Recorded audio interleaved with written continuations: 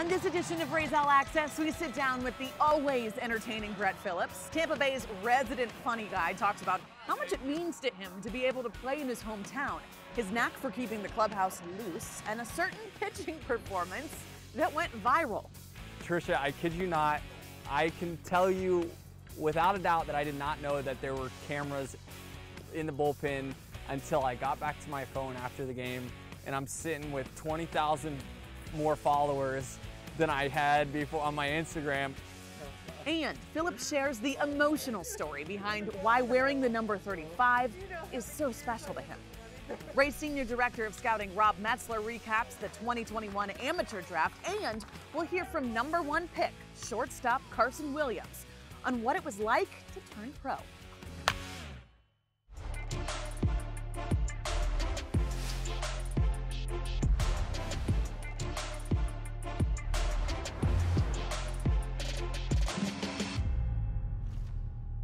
Welcome into another edition of Rays All Access. I'm Trisha Whitaker. Well, being the guy who's quick to say or do something to make his teammates laugh comes naturally for Brett Phillips. And he's perfectly fine with being the team funny guy. But behind that ever-present smile is a big league ball player who's dedicated to doing whatever he can to help the Rays win. And he's thrilled to do so, just miles away from where he grew up. Phillips, line drive into right, and the Rays win it. Brett Phillips walks it off. Wow scores, and it's a 3-2 final. Words don't describe and explain coming out here every single day and playing Major League Baseball in front of my hometown fans where I grew up. The emotions each and every night, I'm just grateful. I mean, I just feel so blessed. I feel honestly like the luckiest man ever.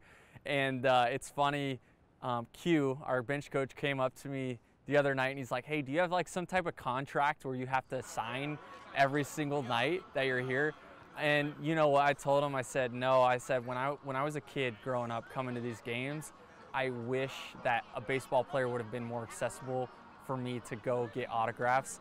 And so that's something that, you know, it may be a kid's first time here and he gets to come down and get an autograph. I know it's from Brett Phillips. It's not like Randy Arozarena or someone like that, you know what I mean? But he gets to come down and get an autograph from a baseball player. And then someday when he's playing Major League Baseball, he'll remember what someone did for him, and he'll do that the same. And it goes for all kids, you know, whether it's a girl or a boy, and they continue to move forward in sports, they'll remember just small moments. So I take a little more pride that it's my hometown, and that's what it's all about. It's for the fans.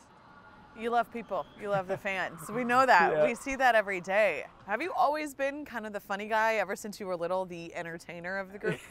You know, it's something to say, a class clown. I like you said, I love people. Like, I thrive off of human interaction. That's what like fuels me. And so, you know, luckily I'm in a profession where I'm able to use this platform as in a positive direction. You know, there's always a time and a place. I do have fun, but I'm professional about it.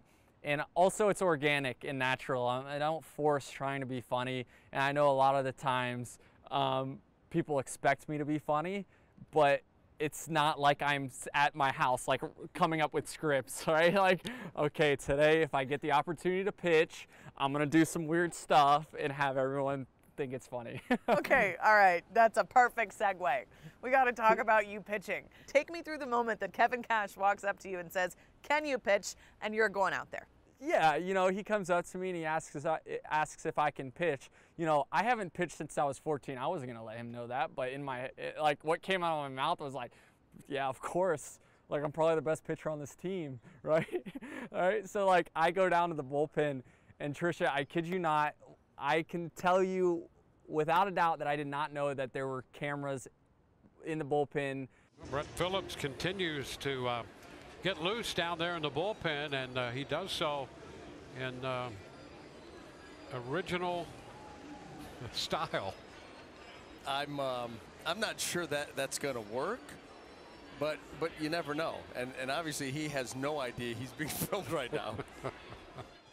I got back to my phone after the game, and I'm sitting with 20,000 more followers than I had before on my Instagram, and I'm looking at the video that MLB and everyone posted. I'm just like, no, you did not. You nerd. Like, what is wrong with you? And because I was just out there in the bullpen making our guys laugh, and you know, it was 10-1, trying to make a situation, you know, a negative situation somewhat positive. Here's the thing, Dwayne. Does he do that in a game? Does he get a little sideways with the delivery in the game, or does he play it straight up and he was just having some fun with the guys down in the pen? And then, you know, I was all business, and someone came, my stepdad, he made a great point. He's like, did you know that you didn't smile once when you were on the mound? And like, you see me in the outfield, I'm always smiling, up to bat, I'm always smiling. Like, I was all business out there, like trying to just win and do my best, so it was great. You came sprinting out of the bullpen though, like a bat out of hell. I mean, you're just like booking Ultimate it to Ninja the I mean, Warrior. what, like, was that just for effect, or were you just that amped up? No, I was that amped up, and I was just kind of showing like, hey, like I'm here, like this is my time to shine. I don't know if there's any scouts in the stands. I hope the Rays scouts are, you know, kind of just like measuring RPM, spin rate. Like, this is an opportunity for me to perform, and I'm going to make the most of it. And the pitch is up. What? Yeah. 94. Yeah. But you threw 94.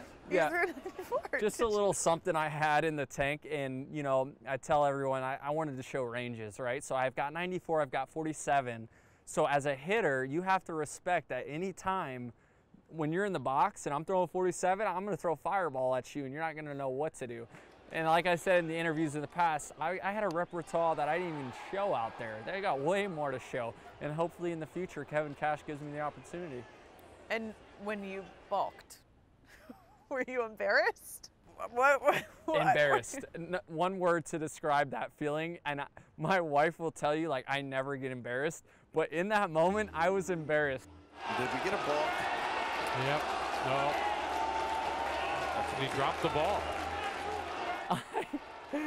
Usually, you know, physical errors are going to happen, right? In baseball, you try and minimize the mental errors, but like, I was put in a situation where I want to say I thought I knew what to do, but I didn't know what I was doing. So when I came set, I actually like hit my leg with the ball, and then I see the ball rolling, and I'm just like, in my head, I'm like, please, no one saw that. Like, and then balk, son of a gun, there's someone on base, and then everyone's booing me, and I'm just like, you gotta be kidding me right now.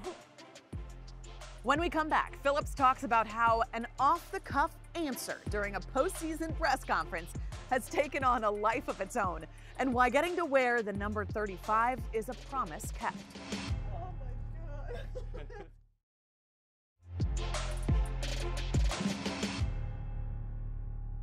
Brett Phillips is just one of those guys that's perfectly comfortable in front of the camera, so it only made sense that he would jump at the opportunity to do interviews on the red carpet, or in this case the purple carpet, at the 2021 All-Star Game. And that gave him a chance to reintroduce himself to a certain National League manager who may have been caught just a little off guard.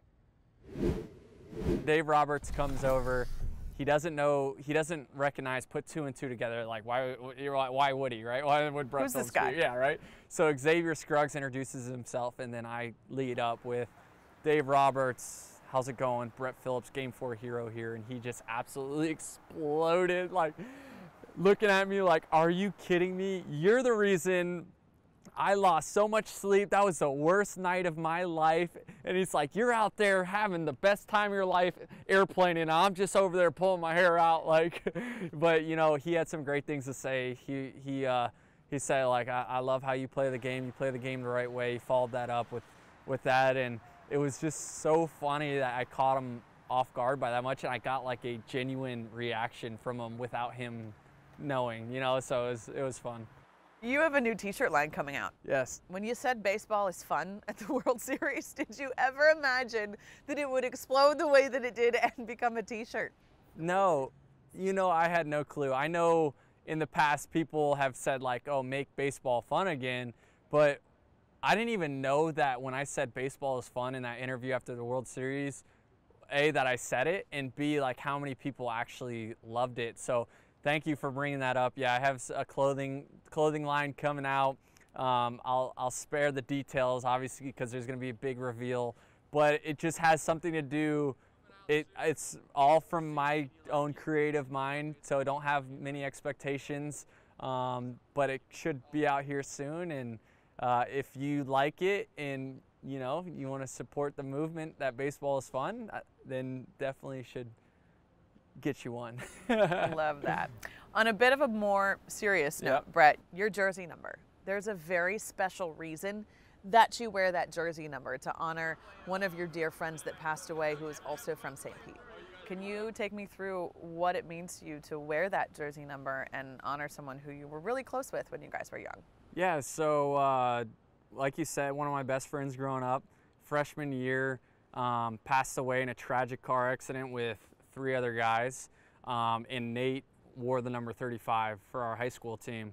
And I told Brad, his brother, and Mr. and Mrs. Richardson, when I make it to the big leagues, I'm gonna honor your son. He's a dear friend of mine, and we're gonna keep his name alive for the rest of the time. And I never had the opportunity. 35's always been taken in Milwaukee. Brent Suter wore it, and then when I got traded over to Kansas City, they just gave me the number 14. I didn't get to choose.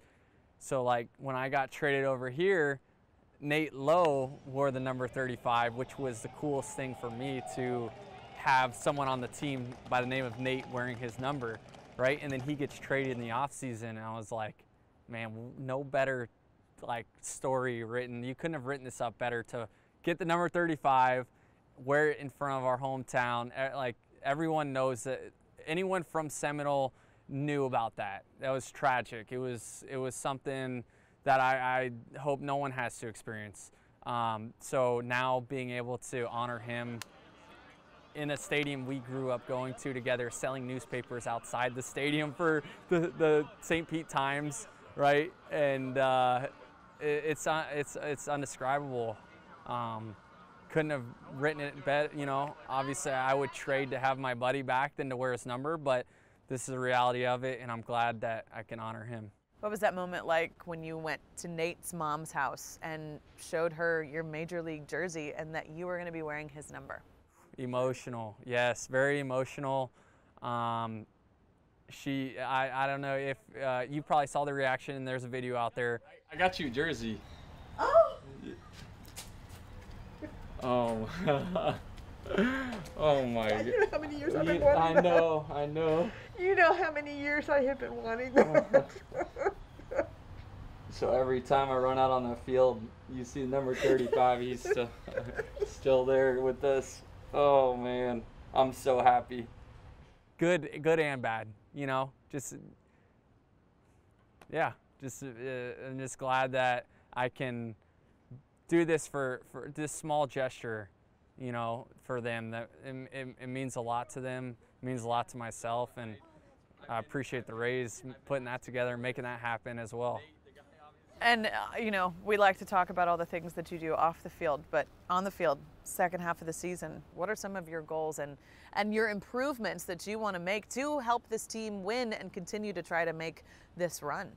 My expectations for myself each and every day, and I've told Kevin Cash this, I want to do one thing every single day to help this team win. Whether I'm not starting or I am, if I'm coming off the bench, I just want to win. Like, that is my main purpose and goal, is to win. I know I do a lot of funny stuff, but I'm intense too. Like, I play hard and I play to win. So just do one thing each and every day to help this team win.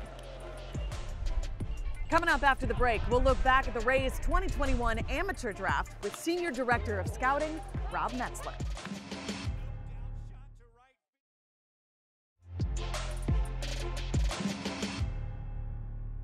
With the 2021 amateur draft now in the books, we thought this would be the perfect time to sit down with Rays Senior Director of Scouting, Rob Metzler, to break down their picks and talk about their process heading into this draft.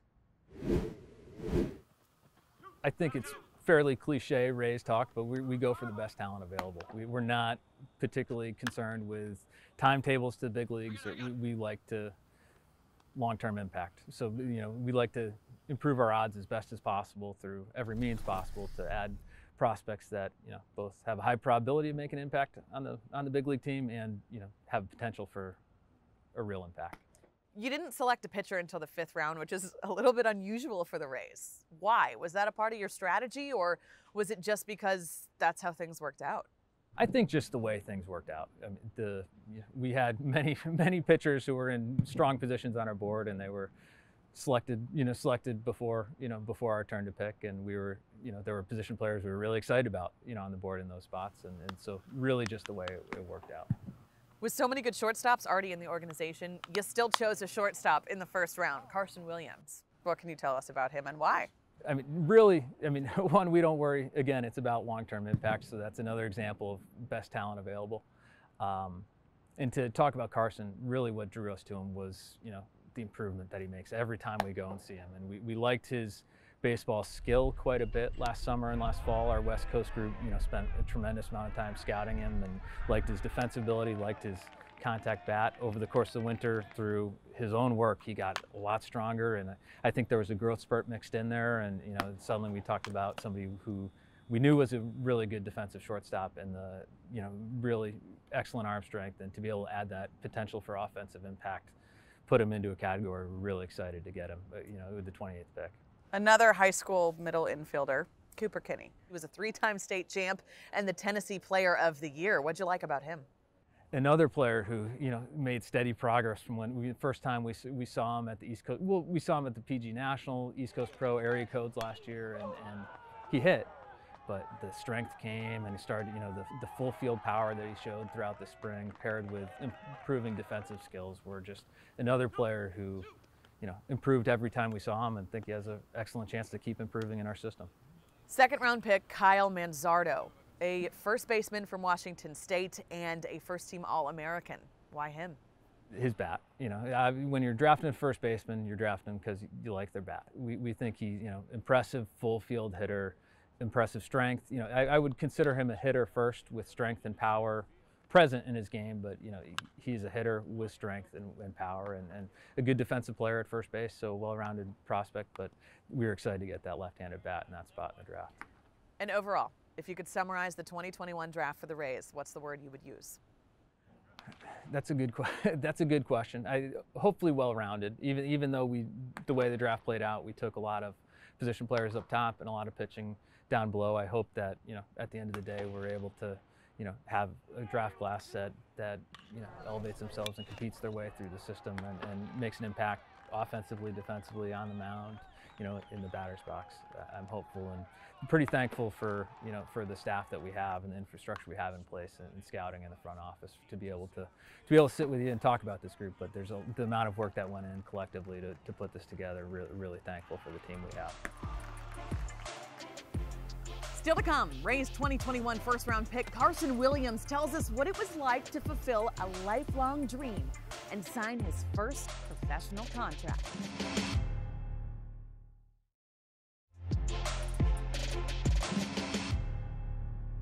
For Carson Williams, getting drafted in the 1st round by the Rays was both the end of one journey and simultaneously the start of another. Now that he signed his first pro contract, the shortstop out of San Diego took a minute to chat with us about the whirlwind of a process. I think one word that could really describe it is surreal. I mean, kids growing up playing baseball, I mean, this is what they dream of, and I think a lot of hard work has paid off, and it's amazing. I can't say enough about it. Well, you didn't waste any time getting to work. You're in Port Charlotte right now. Can you tell us a little bit about what you've been working on since you signed? Just kind of getting to know all the guys, and then lots of orientations on how they like to do things here. And for the most part, just taking some ground balls, getting used to the heat for sure. It's a lot different from out in California, but it's fielding and just kind of the basics right now. Well, as we all know, there's no shortage of shortstops in this organization. Do you have your mind set on playing that position? Are you willing to move around if that helps you move up through the minors quicker? Definitely. I mean, I've always been one to play any position I can, and whatever this coaching staff, because of how amazing they are. I mean, these guys know what they're doing. They've been here a long time. They're going to do what's best for me, and I'm going to do my best for them. Well, aside from being a prospect at shortstop, you're also a pretty good pitcher. You got a fastball in the mid-90s. I mean, are we talking to the next Shohei Ohtani? Do you ever thought of being a two-way player?